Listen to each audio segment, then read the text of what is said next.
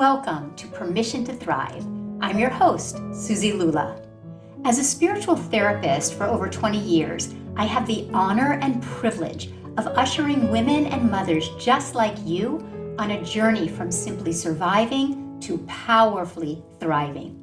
I also have the honor of raising our son, Will, who is now a young adult, with my longtime partner, Jamie, so I'm right there on the journey with you. Consider this your personal sanctuary, your space to meet your heart, embrace your messy, and come home to your most authentic, extraordinary self. My hope is that you leave resourced and inspired because you are here to shine. Welcome to Permission to Thrive.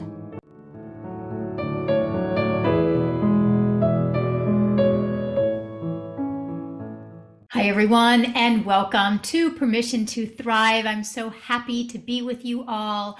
I am just still so full of gratitude, and thank you so much for putting Permission to Thrive as one of the fastest growing podcasts out there. So I thank you for subscribing. I thank you for your loyalty. I thank you for sharing it with your friends, and I love hearing from you. So please continue to DM me, send me comments and emails. I really love hearing from you. I've been doing many solo episodes recently, and that is because so many of you have told me you really enjoy the solo episodes. I do have some interviews coming up, and I'm going to be peppering them in. But for right now, this month, we've been working with the themes of worthiness and abundance and enoughness and setting intentions for the new year. So if you haven't listened to episodes, I want to say 33, 34, 35, 36, go back, listen. If you're interested in diving deeper into the worlds of your own worthiness and your connection to your divinity and your abundance and your enoughness, and if you've been spending some time contemplating what are your intentions for this year? What is calling you this year? How do you want to grow and shift and change and evolve and live that richer, thriving life? Bring these rich qualities back into your relationships and the different areas of your life. And so today I'm continuing on that theme. So today we're going to be talking about the shadow side of intentions. Yes, even setting intentions comes with a shadow side often. So we're going to be diving into that because to the degree that you can have a thriving, healthy relationship with the shadow of your life, with the messy of your life, with the imperfections in your life, is to the degree that not only can you manifest your intentions easily, gracefully, abundantly, effortlessly, but it is also to the degree that you will thrive in your life, to the degree that you are in a healthy relationship with the messy in your life, is to the degree that you will actually thrive in your life. So sit back, relax, get comfortable, because we are going to dive deep into the messy. We're going to dive deep into the shadow side of setting an intention and manifesting that intention. So the word intention itself, the setting of an intention, the word intention comes from a Latin word, intendere, meaning to stretch into. So if you are setting an intention, it means that you are stretching in to your next stage of evolution. You're stretching into your next chapter of growth.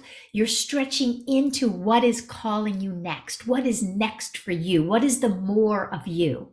So for instance, I've been sharing the analogy of a child. A child goes from sitting to crawling, crawling to walking, walking to running. So an intention, if you're in the walking stage of your life, would be, I'm intending to run. I'm intending, if I was just sitting, I'm intending to crawl. I'm intending to walk. I'm intending to run. Now, a child who is walking has never had the experience of running. So think about it. A child, 1 year old, they're having the experience of walking. They've never had the experience of running yet. So their intention is to grow, to stretch, to transform, to evolve, to run, but they've never had that experience yet. And yet, the experience of running is encoded already within them. So when you look at any child who is walking, taking their first steps across a room, they are at that stage of life, but encoded within them is already that which they need to run. You know that that child will be running before you blink your eyes. It's the same with each one of us. Wherever it is that you are right now, and whatever your intentions are for this year, you have not yet experienced what it feels like to fully manifest that intention, but you are encoded within you with everything that you need already in order to manifest it. So it comes from the inside out of you, even though often we think it comes from the outside in. It really comes from the inside out. So let's just take a moment and get still, and let's first call forward what is your intention. You might have been following along these past episodes. You may already be very clear on it. Listen, get still, place your hand on your heart. What is calling you? What is prompting you? What is next for you? What is your heart's desire? What is your heart's calling? What is your soul's desire? Think of your life right now. Think of all the ways that you have grown. Appreciate yourself for all the ways that you have grown.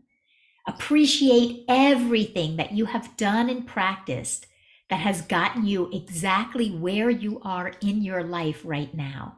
Appreciate that, even if it's been you listen to these podcasts and you listen and you practice and you have takeaways and you are more evolved, more transformed than you were last month, 2 months ago, 6 months ago. All the ways that you appreciate how you have grown, maybe in your relationship with yourself, with your children, with your spouse, with your career, in your family. So you're appreciating your growth, and then you're asking, so I'm growing, I'm evolving, this feels good, what's next for me?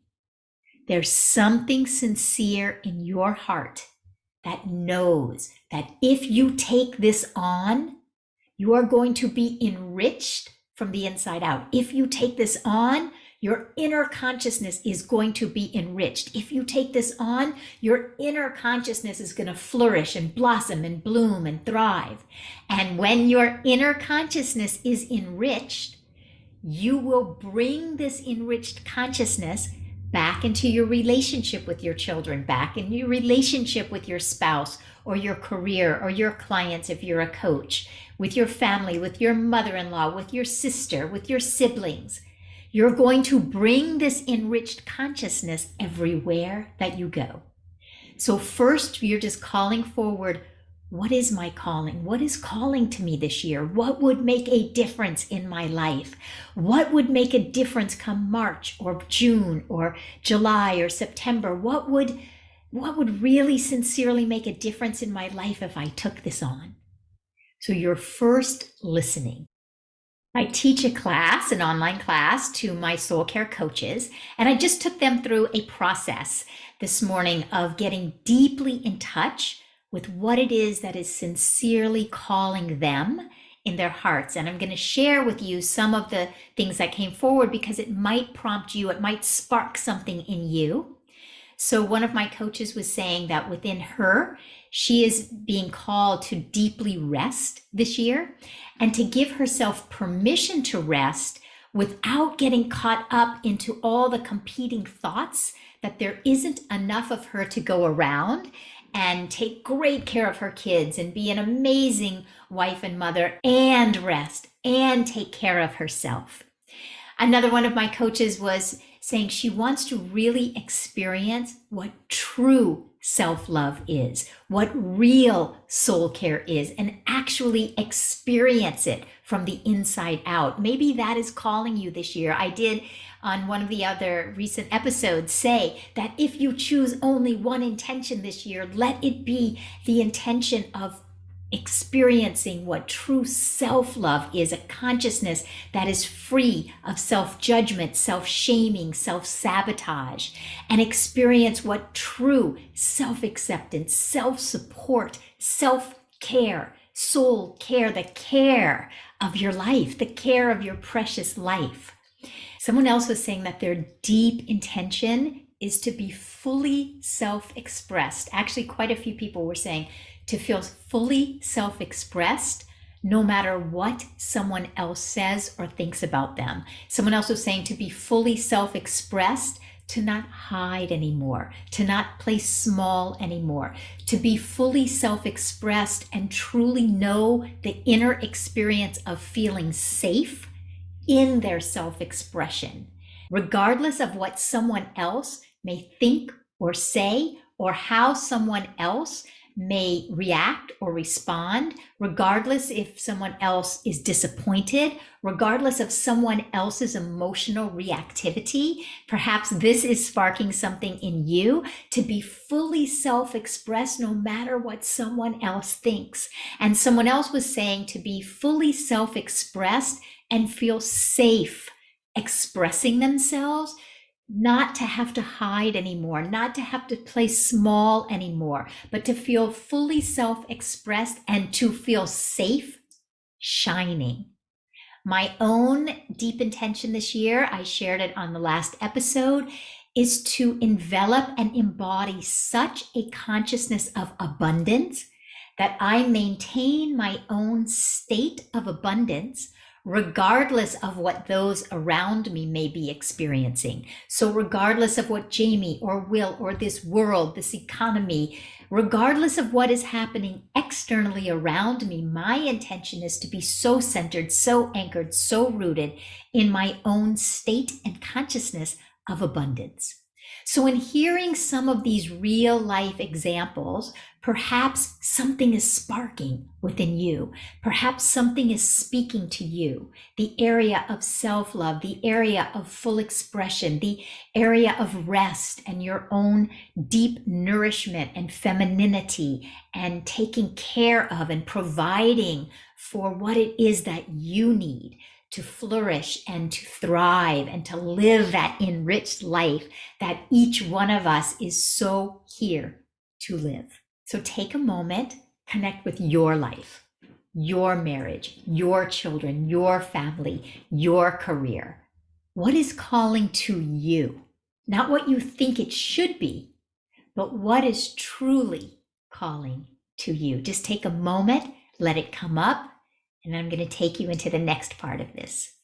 Okay, so you have your sincere intention or intentions, what is truly calling to you, and now you begin to envision how much richer your life will be as you allow this intention to manifest. How much richer your inner consciousness, how much richer your external life is going to be as you embody this intention, as you become so interested in it, so curious about it, so connected to it. You give it time, you invest your curiosity, your consciousness, your time, your energy, your interest. How is it going to change you? How are you going to change from the inside out? How are you going to be enriched from the inside out? And how is this enrichment then going to enrich your relationship with your children, your relationship with your sister-in-law, your relationship with your career, your clients, your finance, your body, your husband, yourself? So how is it when you invest in your intention, is not only your inner life going to thrive and expand and grow, but your outer life is going to expand and be enriched and grow? Now, just as I was saying earlier, a child who is walking has not yet had the experience of running. So you're calling forward your intention, but you might not have had the experience of the fulfillment, the manifestation of that intention yet. That is Totally normal, because that is the way of evolution. A child who's walking hasn't had the experience of running yet.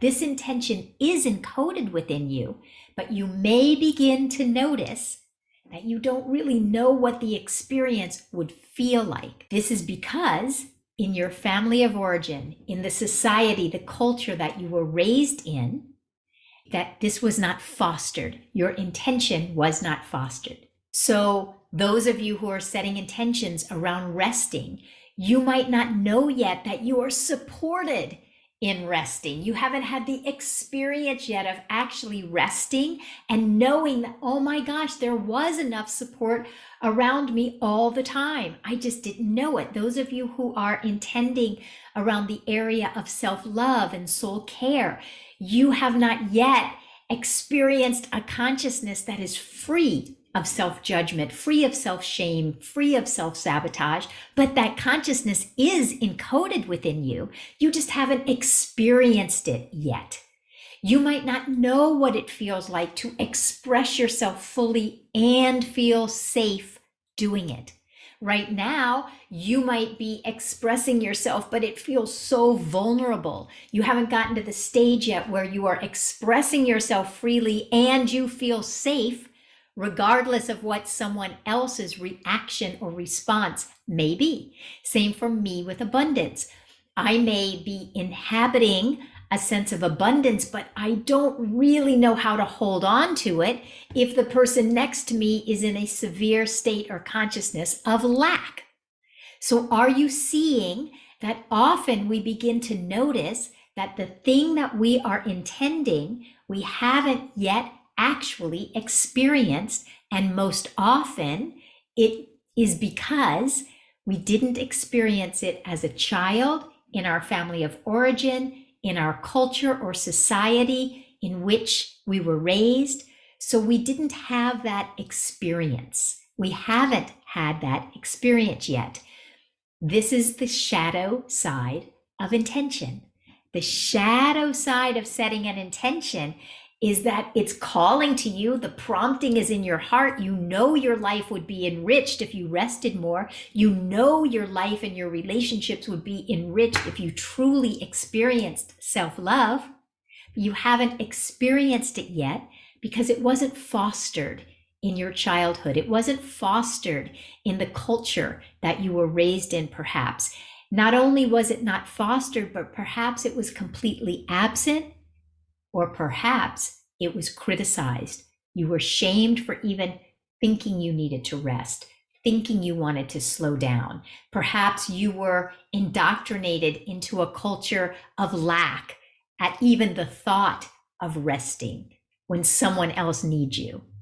So you're feeling your intention. It's a real heartfelt intention, and you're becoming aware that that very intention perhaps was not fostered, was not nourished when you were a child. And in fact, it might have been absent, or it even might have been criticized or shamed. So you are beginning to become aware that your very intention has a shadow side. I call it a survival self. Why? Because when you were young, if this very intention, if your very heartfelt desire was not fostered, was not nourished, you learned how to survive without it. So if rest wasn't nurtured and nourished and fostered in your family of origin when you were young, you learned how to survive without rest. If there was not an abundance of love and support and acceptance in your family of origin, you learned how to survive without it. You learned how to survive with self-criticism and self-doubt and self-shaming and self-sabotage. So the very thing that often is prompting us, our very intention, comes with the shadow side, and we learned how to survive without this very intention. I was raised in a consciousness that was mired in lack. So I learned how to survive on very little. I learned how to survive on crumbs. I learned how to survive without needing or asking for much or thinking there could be much. And I did not learn how to stay in my own consciousness of joy and abundance when the person next to me, the grown-ups next to me, were mired in a state of lack. So I'm learning to embody the experience of inhabiting a consciousness of wealth and abundance and prosperity and enoughness and worthiness. And the shadow side is that the consciousness of lack that I was mired in is familiar.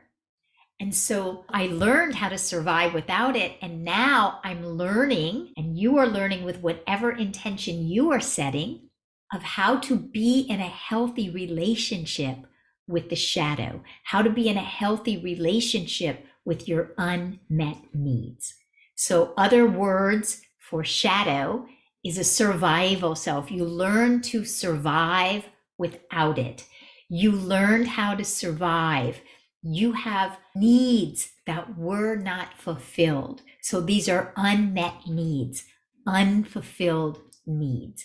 And you want to become clear on whatever your intention is. You want to become clear. What are the unmet needs surrounding that intention? What are the unfulfilled needs surrounding that intention? So how did you learn to survive in your world with perhaps the grown-ups around you criticizing you? Perhaps the love was conditional. Perhaps there was mental illness. Perhaps there was dysfunction, codependence, alcoholism. How did you learn to survive in the midst of this experience and have your own needs stay unfulfilled? You learn how to survive with needs that were unfulfilled. And now in your adult life, one of the brilliance of setting intentions is that these unfulfilled needs will arise, and this is a good thing. So if the shadow, if the survival self, if these uncomfortable emotions come forward, this is a good thing. It is the part of you that needed to have these things fulfilled in you. It is the part of you that still needs to have these things fulfilled in you and is coming up to you now, seeking to get your attention. Say, I had a need. When I was little, I had a need to feel that even the abundance that I wanted would be fulfilled, that I wouldn't be abandoned, I wouldn't be cut off, the relationships wouldn't be severed just because I was seeking abundance. So the need in me that needed connection, even when I was dreaming of abundance, is still there today. So whatever need was in you that did not get fulfilled when you were younger is still within you today. You may be 40, 45, 48, in a grown-up body, still having the unmet, unfulfilled needs of a 6-year-old, an 8-year-old, a 10-year-old, and a 12-year-old. And the beauty is, it can be our great pleasure to fulfill our unmet needs now. So just begin to think of yourself as a 4-year-old, a 6-year-old, an 8-year-old, a 12-year-old, a 16-year-old. There are places within you that needed the love, the care, the support, the generosity, the connection, and did not receive that love, that connection, that generosity, that support. And you still need it today. So make it your good pleasure. Have it be your great pleasure to now get to fulfill these needs that were not fulfilled when you were a child. Have it not feel like a chore or a should. Think of your best friend. Think of your own child. It is my great pleasure to fulfill the needs of my son Will. It's my great pleasure to do so. Why? Because I didn't really feel my needs so fulfilled. I didn't feel people around me pleasured in wanting to fulfill my needs. So it's become very important to me with my son to have a feeling of great pleasure in fulfilling his needs as he was growing up. This is the feeling tone you want to have to your own unfulfilled needs. You're thinking of yourself as this pure, innocent young child who had needs just like every other young child out there.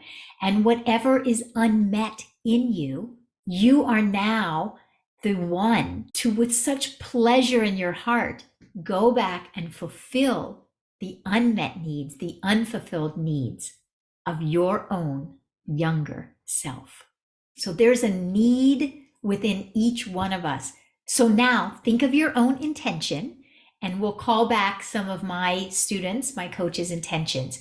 The need for rest, the need for self-love, the need for safety, the need to shine. So within each one of them, so my client who has a need for rest, within that, there's an unmet need there that she needed to know. She needed to have the permission, the guidance, the support. Of course, rest is important. There is enough of you to go around. You do live in a state of abundance. For someone who needs self-love, they needed to feel that lack of criticism, that sense that they are accepted and loved exactly as they are, that feeling of compassion, that you are okay, you're enough, you're worthy exactly as you are. The person who is setting that intention to shine and to be fully self-expressed needed as a child to know it is okay to express yourself even when someone else feels disappointed. It is okay to express yourself even if someone else gets angry and takes their toys and go home. They needed to have that connection, that voice, that modeling, that encouragement that said, yes, even if someone else is disappointed, you can have your own voice. The other individual who is seeking to shine, you are here to shine, and it is safe to do so. It is safe to shine. So you are calling forward your intention, and you are seeing where your unmet need is. And now, how we're going to pull it all together is that I want you to ask yourself, what did I most need to know? What did I most need to hear? What would have made such a significant difference in my life if I had just heard that, if someone had just said that to me, if someone had just taught that to me? What would have made a significant difference in my life? I'm going to give you a minute. Maybe it's been stirring up within you as you've been listening to all these other examples, but what would have made a significant difference in your life had you been taught, had you been supported, had you experienced it? And whatever it is that you most needed to hear now becomes your fulfilling of your unmet need. And whatever it is that you most needed to hear, I want you to write a letter to yourself. What is it that you most needed to hear? What is it that would have made such a significant difference to you? And now I want you to write that in a letter to yourself. You are saying, my dear, my beloved, honey, darling, whatever endearment, if that feels right to you. It might not feel right to you. I always longed to be called an endearment, so I love endearments. That might not be your jam, but I love endearments. Don't do it if it's not your jam. You find that real heart space inside of you, and you write a letter to yourself, telling yourself the very thing that you most needed to hear. You write a letter to yourself, telling yourself the very thing that would have made such a significant difference to you. You write a letter to yourself that is very personal, that is very intimate, that has to do with your upbringing and your environment and your society and your culture and the culture of the world and family that you were raised into. And you write a letter to yourself. You share with yourself the very things that you most needed to hear. I promise you, this will be one of the most significant practices you ever do. It will be one of the most significant letters you ever receive. So you write this letter to yourself about What would have made a difference to you? What did you most need to hear? What did you most need to know? What did you most need to be taught? What would have been most significant to you? You write a letter to yourself around that, and then you read that letter to yourself every single day this week. You read this letter to yourself. Maybe you change it up in different days. Maybe you read just parts of it, paragraphs, sentences. Maybe you write one sentence, place it up on your mirror.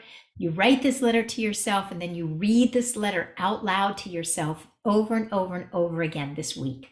So my letter to myself, like I most needed to hear that abundance is my nature. Abundance is my birthright. There are no rules to abundance. You don't need to deprive yourself. It isn't hard. It isn't serious. And you won't be abandoned. You won't be cut off. Your relationships won't be severed if you want something different than what someone else wants. So my letter to myself would be all around what it is that I most needed to hear. Is that making sense to everyone? I want you to write a letter that is personal, that is intimate, that is sharing with yourself the very things that you most needed to hear and the very things that you did not hear. And you're giving yourself the opportunity to finally hear it now. And then I want you to write that letter to yourself and read that letter to yourself every day until we meet back again next week. So you have 6 days, 7 days to write a letter, read the letter to yourself, very personal, very intimate, what you most needed to hear. You're finally giving it and saying it to yourself. So just as a recap, you're getting in touch with that prompting in your heart, what it is that is your intention, what it is that will make a significant difference to you in your life. You are listening for it, and then you're clarifying how might that very intention represent something that was missing in my own childhood? How might this very intention represent something that even to this day represents an unmet need of mine, an unfulfilled need of mine? You're asking, what did I most need to hear? What would have made such a significant difference to me? You're listening for that, and then you're creating a letter out of it. You're writing to yourself the very things that you most needed to hear, the very things that you most needed to say, for someone to say to you, the very things that you needed and wanted and yearned and longed for someone to say to you, the very things that you needed to hear, you are now saying them to yourself. And then please share them with me, DM me, email me, go back on my Instagram and write it in the comments. DM me. I love to hear your takeaways. I love hearing your takeaways. So share them with me. Bring your letter next week. I'm going to kind of continue on this, and I would love to hear your takeaways. I want to thank you again for sharing with your friends, for subscribing, for writing your reviews. It's blowing my mind that we're one of the fastest growing podcasts out there, and may this message of thriving continue to reach so many people that really need this message on planet Earth. So until next week, give yourself permission to thrive. Much love, everyone.